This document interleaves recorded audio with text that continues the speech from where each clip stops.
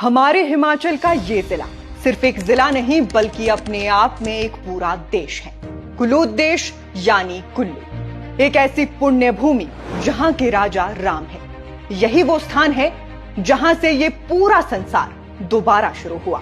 इसी स्थान पर महाशिव ने तांडव किया और फिर इसी स्थान को अपना बसेरा बनाया। मनु, भृगु, भारद्वाज, कपिल, वशिष्ठ, श्रृंगी, पराशर, व्यास, नारद, धौम्य, शांडिल्य, आप ऋषियों के नाम लेते चले जाइए, आपको इसका अंत नहीं मिलेगा कि कितनी ऋषि महर्षियों की ये तपोभूमि रही है। हमारे एक मित्र कहते हैं कि हिमाचल प्रदेश अगर किसी व्यक्ति का शरीर होता तो उसका दिल कुल्लू में बसता।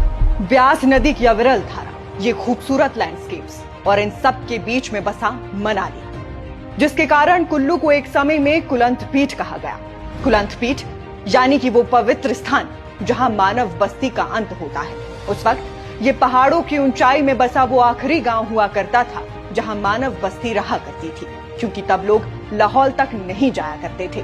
वहीं इतिहासकार तो ये भी बताते हैं कि जब चाणक्य अखंड भारत का सपना देख रहे थे और देश भर के राजाओं को एकजुट कर रहे थे, तब कुल्लू के राजा कुलुतेश्वर उनके इस सपने में भागीदार बने। रामायण, महाभारत, मार्कंडेय पुराण, विष्णु पुराण, बृहद संहिता और कलहण की राज तरंगिणी तक में कुल्लू स्थान का जिक्र मिलता है। महाभारत काल में कुल्लू रियासत की कुलदेवी हिडिंबा का विवाह पांडव भीम से हुआ था और घटोत्कच इन्हीं दोनों का पुत्र था, जिसने महाभारत युद्ध में भाग लिया था। बाकी कुल्लू का दशहरा तो पूरी दुनिया से अलग है। ये एक ऐसा अनूठा उत्सव है जिसमें हमारे 300 से ज्यादा देवी देवता एक साथ शामिल होते हैं और कुल्लू नरेश भगवान रघुनाथ की भव्य शोभा यात्रा में भाग लेते हैं। वह इतिहास में भी राजनीतिक दृष्टि से कुल्लू कभी छोटा नहीं रहा। यहाँ के राजा मानसिंह के काल में इस रियासत ने मंडी, लाहौल स्पीति और यहाँ तक कि तिब्बत की सीमा तक विस्तार कर लिया था।